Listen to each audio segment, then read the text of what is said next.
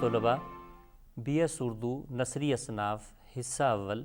Course code 9007 کے ساتھ میں ہوں صفت رشید، اور آج ہم بات کریں گے داستان کیا ہے، اور اس کے ساتھ ساتھ ہم بات کریں گے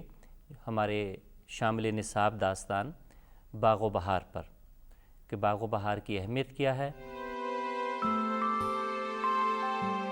سب سے پہلے ہم بات کرتے ہیں کہ داستان کیا ہے۔ ہم سب کے علم میں ہے کہ کہانی سننا اور سنانا انسان کی اولین سرگرمیوں میں ایک ہے۔ معلوم تاریخ میں بھی اس کے شواہد ہمیں پوری دنیا سے دستیاب ہیں، مشرق ہو یا مغرب، یونان ہو یا ہندوستان یا عرب ممالک، ان سب میں ایسے شواہد موجود ہیں کہ انسان نے کہانی سنائی اور بعد ازاں چیزیں تحریر بھی ہوئیں۔ ہم سب جانتے ہیں کہ پہلے زبانی معاشرہ تھا، یعنی چیزیں شاعری ہو یا داستان کی کوئی بھی شکل ہو، کہانی کی کوئی بھی شکل ہو، کسی بھی نام سے ہو، کسی بھی خطے میں ہو، وہ سننے اور سنانے کی تھی تمام چیزیں، شاعری میں بھی۔ اور زیادہ تر جو کہانیاں بیان کی جاتی تھی شروع میں وہ شاعری میں ہوتی تھی۔ ہم سب کے علم میں ہے کہ ہر معاشرے میں ابتداً شاعری میں کہا گیا، بعد ازاں تحریر میں بھی آئی وہ چیزیں، لیکن نثر بعد میں وجود میں آتی ہے اور ہر جگہ شاعری پہلے وجود میں آتی ہے، چاہے وہ انگریزی ہو یا یونانی ہو یا اردو یا فارسی یا عربی ہو۔ لہٰذا اسی طریقے سے کچھ مشترک عناصر داستان کے حوالے سے، کہانی کے حوالے سے موجود ہیں۔ اس کے نام مختلف علاقوں میں مختلف رہے، لیکن بنیادی عناصر ایلیمنٹس جو ہیں کہانی سننے سنانے کے، قصوں کے، وہ کم و بیش ایک جیسے ہیں۔ آج ہمارے پاس کم و بیش پچھلے 2500-3000 ہزار کی ایسے شواہد موجود ہیں، 1000 سال کے یونانی رزمیے جو ہیں وہ ہمارے پاس موجود ہیں، جنہیں بعد ازاں تحریر کر لیا گیا۔ سرزمین ہندوستان میں جیسا کہ ہم جانتے ہیں کہ رامائن، یہ تمام زبانی قصے ہیں جنہیں بعد میں تحریر کیا گیا۔ اسی طریقے سے داستان امیر حمزہ جو اردو میں آج موجود ہے، پرنٹڈ فارم میں بھی موجود ہے، یہ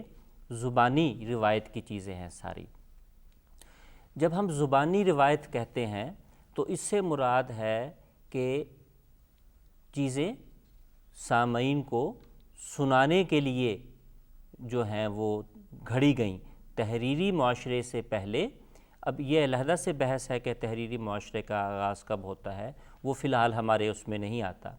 لیکن جب ہم داستان کا بات کرتے ہیں تو یہ ضروری چیز ہے کہ کچھ نہ کچھ ہم زبانی معاشرے یعنی اورل ہسٹری کے بارے میں، کہ اس کی کیا مکینکس ہیں، اس کے کیا تقاضے ہیں، کیونکہ اگر ہمارے ذہن میں زبانی معاشرے کے، زبانی ادب کے کچھ اس کے تقاضے ہمارے ذہن میں نہیں ہوں گے تو لا محالہ ہم پھر تحریری معاشرے کی جو اصول و ضوابط ہیں وہ ہم تقاضا کرنا شروع کر دیتے ہیں اپنی زبانی ادب سے، جو ہے زبانی شاعری سے۔ ان دونوں کی جو مکینکس ہے، دونوں کی جو حرکیات ہے، اس میں بہت فرق ہے۔ اسی لیے کچھ غلط فہمیاں بھی داستان کے حوالے سے پیدا ہوئیں۔ جب میں داستان کہہ رہا ہوں تو اس وقت اس میں مشرق اور مغرب میں جو مختلف ناموں سے رہی ہیں، چاہے وہ رومانسز انہیں کہا گیا ہو، حتیٰ کہ وہ مائتھالوجی ہو، وہ کچھ بھی ہو، اساطیر ہوں، ان کو جب آج 20ویں 21ویں صدی میں دیکھا جاتا ہے تو بہت سے اعتراضات نے بھی جنم لیا، خاص طور پر 19ویں صدی میں۔ اس کی وجہ یہی تھی کہ زبانی ادب کو، زبانی جو شاعری تھی، جو اس کی جو پوئٹکس تھی، جو اس کی شعریات تھی، جو اس کے تقاضے تھے، وہ ہم نے نہ سمجھے اور اس پہ اعتراضات کچھ وارد ہوئے۔ آج ہم ان سب موضوعات پہ کچھ نہ کچھ باتیں کریں گے۔ ہم خوش قسمت ہیں اردو میں کہ ان موضوعات پر ہم دنیا بھر کے ساتھ چلے، اور یہ مباحث اگر یورپ میں آتے ہیں تو اس کے کچھ ہی عرصے بعد ہمارے ہاں لکھا گیا، اور داستان پہ اردو میں خاصا کام موجود ہے۔ بہت بڑے بڑے لوگوں نے، کلیم الدین احمد نے، گیان چند جین نے، اور بہت بڑے بڑے لوگ جو ہیں، شمس الرحمن فاروقی، تو اس طرح 20ویں صدی میں اس پہ توجہ ہوئی اور ہم نے اپنی جڑوں کو، اپنی زبانی روایت کو کھنگالنا شروع کیا۔ کچھ اعتراضات بھی آئے، کچھ مسائل بھی آئے جو دنیا بھر میں آئے۔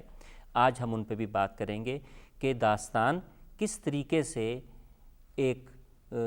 اپنی طور پہ ایک انڈیپینڈنٹ چیز ہے، خود مختار چیز ہے، جس پہ ہم تحریری جو سوسائٹی ہے، معاشرہ ہے، اس کی مکینکس کو ہم اپلائی نہیں کریں گے، اس کے اوپر، اس پہ لاگو نہیں کریں گے۔ اس کی مثال جو فوری میں آپ کو دوں گا وہ یہ ہے کہ داستان کہانی ہے، قصہ ہے۔ اچھا، افسانہ ناول بھی قصہ ہے، کہانی ہے، بیانیہ ہے، ٹھیک ہے نا، اس میں ایک شروع سے آخر تک کوئی واقعہ بیان کیا جاتا ہے، اسے ہم بیانیہ کہتے ہیں۔ وہ چاہے شعری شکل میں ہو جیسے مثنوی میں آتا تھا، وہ بھی کہانی ہے، بیانیہ ہے بیسیکلی، چاہے مثنوی میں قصہ بیان کیا گیا ہو۔ تو ناول کی جو کچھ خصوصیات تھیں وہ ہم نے پھر جب داستان ناول آتا ہے ظاہر ہے 20ویں صدی میں، تو جب ہم نے 18ویں 17ویں 16ویں صدی کے اور جو تحریری صورت میں 20ویں صدی تک بھی داستان میر حمزہ کی 46 جلدیں یعنی 46 جلدیں شکل میں شائع ہوئی، تو ہم نے جب وہ شائع ہوئی تو غلطی یہ کی کہ جو زبانی حرکیات تھیں، جو اس کی پوئٹکس تھی، شعریات جو تھی ناول کی، تو وہ جب تحریری صورت میں داستان آئی تو ہم نے وہی اس پہ اپلائی کرنا چاہیں، اور پھر ہم نے غلط نتائج نکالے کہ دیکھیے داستان میں تو پلاٹ نہیں ہے، داستان میں تو بھائی اس کے کردار بڑے کمزور ہیں، اس کے داستان کے کردار میں جو ہے تبدیلی نہیں ہوتی، یہ خیر و شر کے اس میں بٹے ہوتے ہیں، لہٰذا اس کے کردار، اس کے پلاٹ بہت، اس کے موضوعات بہت لغو ہیں۔ تو اس طرح کی باتیں 20ویں صدی کے مڈ تک بھی رہیں، لیکن بعد میں دنیا بھر میں اس کو بہت اہم ورثہ سمجھا گیا، بہت اہم چیز سمجھی گئی، جس پہ تحقیق ہوئی، تدوین ہوئی، اور پھر آج دنیا کی اقوام اپنے ان رومانسز پہ، اپنی اس مائتھالوجی پہ، اپنی اس داستان پہ فخر کرتے ہیں کہ ہماری اس خطے نے، اس زبان میں، اس تہذیب نے اس قصے کو جنم دیا، اس داستان کو جنم دیا۔ تو جیسا کہ آغاز میں نے بیان کیا کہ یہ کوئی معاشرہ اس سے نہیں ہے کہ جس میں یہ نہ موجود رہی ہو، کم از کم جو نون چیزیں ہیں، نون تاریخ ہے، موجود تاریخ کے اندر بھی اس کے شواہد ملتے ہیں۔ اس پہ میں ذرا شاہد احمد دہلوی ہمارے بہت معروف جنہوں نے داستان پہ بھی کام کیا ہے، وہ لکھتے ہیں داستان کے بارے میں: ہر قوم میں داستان کا وجود کسی نہ کسی طرح پایا جاتا ہے۔ عرب کے زمانہ جاہلیت میں داستان سرائی کا یہ طریقہ تھا کہ طعام شب سے فارغ ہو کر سننے والے کسی کھلے مقام پر آ بیٹھتے۔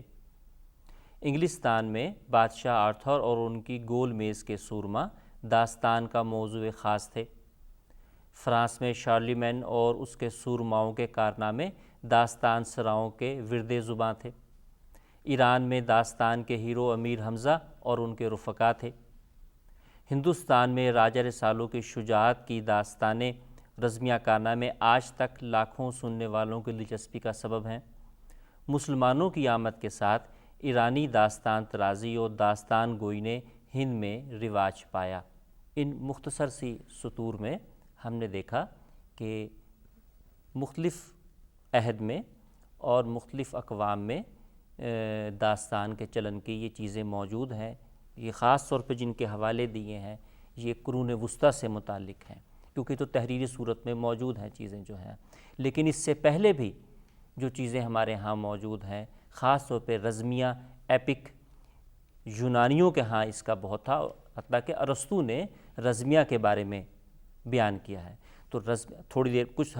وقت کے بعد ہم رزمیہ، داستان، اساطیر، رومانسز جو مغرب میں تھے، رومانسز کہا گیا، جو سورماؤں کی لڑائییں اور حق اور باطل کے مارکے، ان سب میں کچھ قدر مشترک پہ بات کریں گے۔